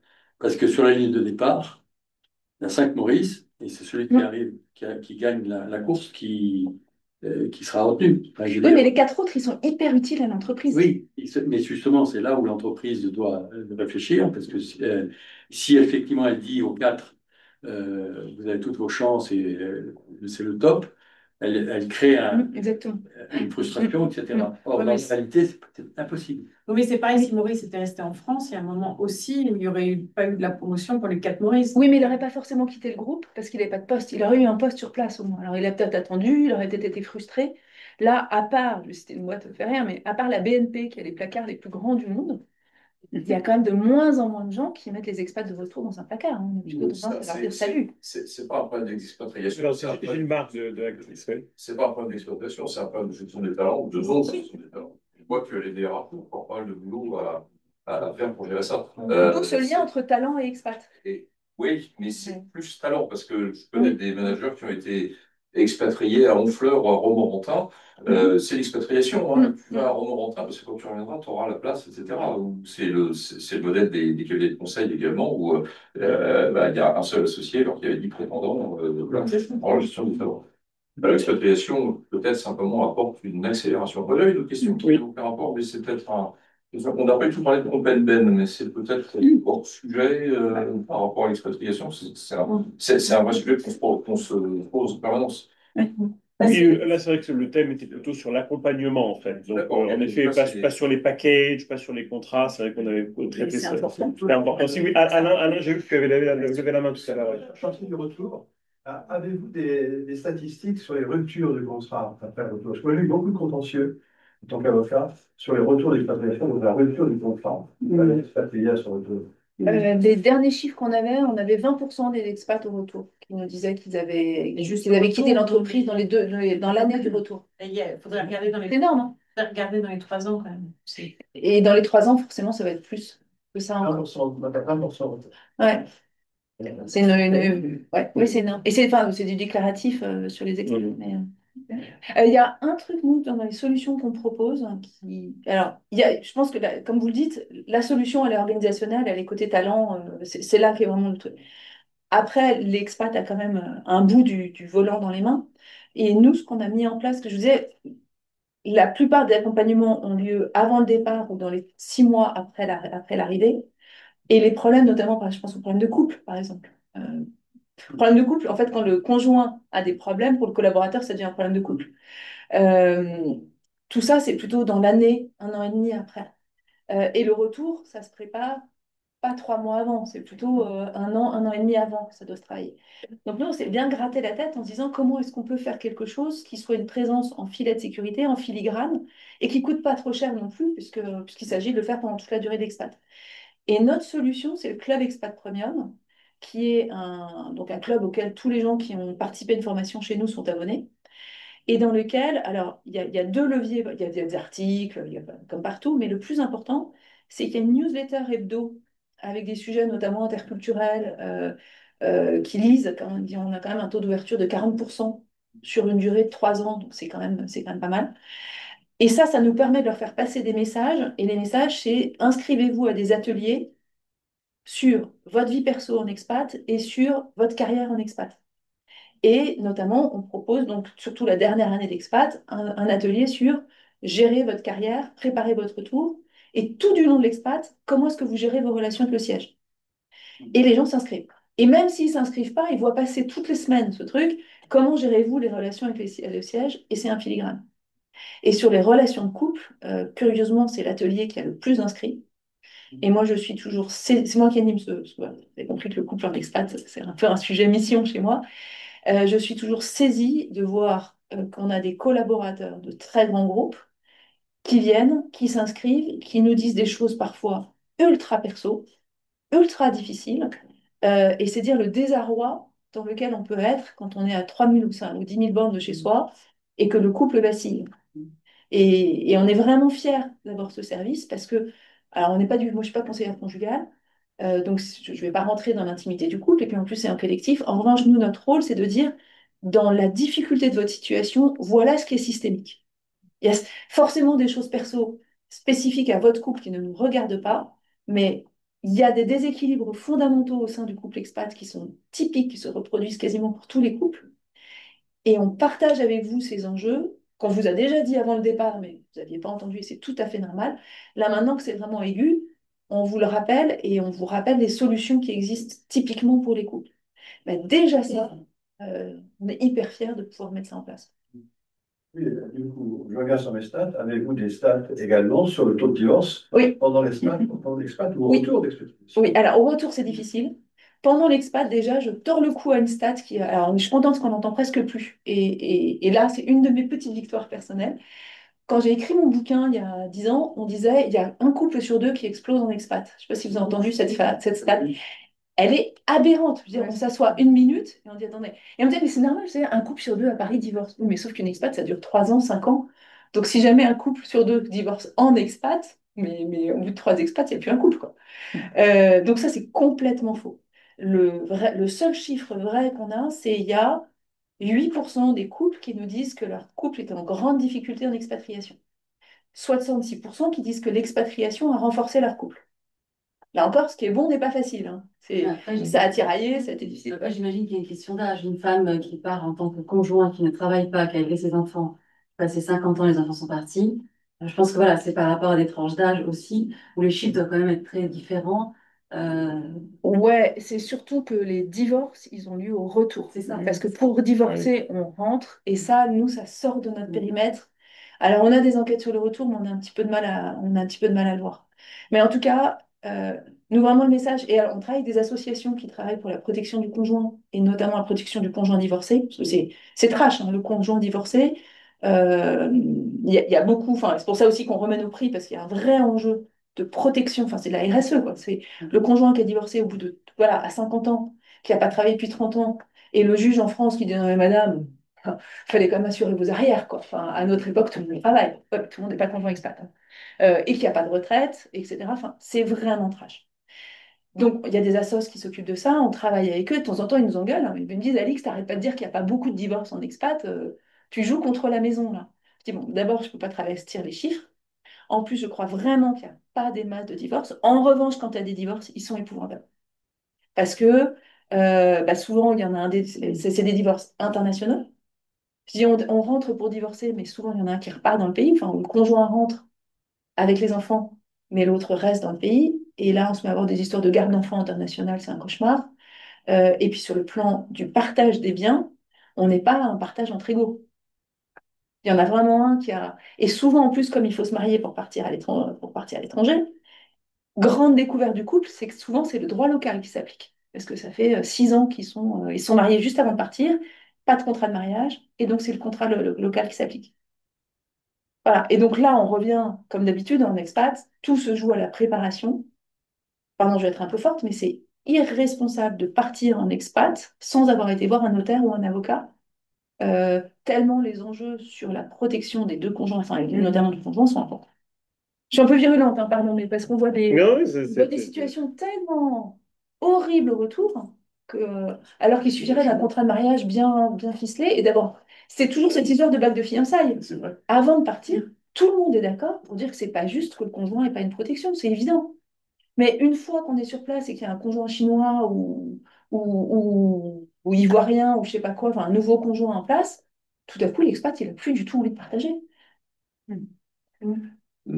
Virgile, est-ce qu'on a des questions en ligne en particulier? Non? Est-ce que dans la salle, il y a d'autres questions? Est-ce qu'on arrive au terme de cette commission?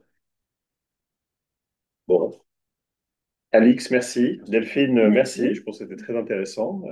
Et donc, voilà, si vous voulez en savoir plus, le Syndex, Expat Communication. Et donc, rendez-vous pour la prochaine commission Les données RH. qu'on a eues, là, vont être diffusées ou elles sont confidentielles? Alors, Non, je vous les envoie. Elles ont été faites pour vous. D'accord, donc on peut. Bien sûr, tu les passer. Le 1er décembre, c'est. oui, le 1er décembre, il y a cet événement dont tu parlais. Voilà, c'est ça je donne ma carte et puis vous m'écrivez si Voilà. jamais vous voulez y assister. Non, mais pour ceux qui sont en ligne. Et pour ceux qui sont en ligne, oui, alors ça, si tu veux, Igor, t'enverrai le lien. Oui, Et puis absolument. tu pourras le donner aux adhérents. 1er décembre, c'est. Tu me passeras le. Oui, je communiquerai. C'est au Quai d'Orsay, tu avais dit. C'est au Quai d'Orsay, en présence d'Éléonore Carrois, qui est la nouvelle ministre des Français de l'étranger, et normalement de Aurore Berger, et ça, j'en suis très, très heureuse, parce qu'il y a un vrai enjeu d'égalité. Enfin, l'égalité homme-femme, ça peut être plus ou moins un vrai sujet. Sur l'expatriation, il y a un beau sujet, aussi bien d'égalité du conjoint homme et du conjoint femme, enfin, parce que si jamais les conjoints vont bien, les collaborateurs vont aller bien, mais aussi parce que si jamais il y en a qui, dans l'entreprise, se donnent du mal pour l'égalité homme-femme et pour qu'il y ait plus de femmes qui arrivent au COMEX, il faut qu'on résolve cette question de l'international au féminin, qui passe pas forcément par l'expat derrière. Il va y avoir peut-être des solutions plus créatives.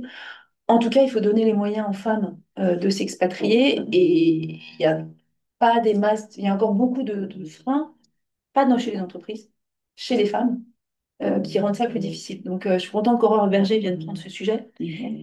Et peut-être Jean-Noël Barrot aussi pour le prix du management interculturel. C'est le matin ou l'après-midi? C'est à 14h30 et ça se termine par des exercices de networking jusqu'à 18h.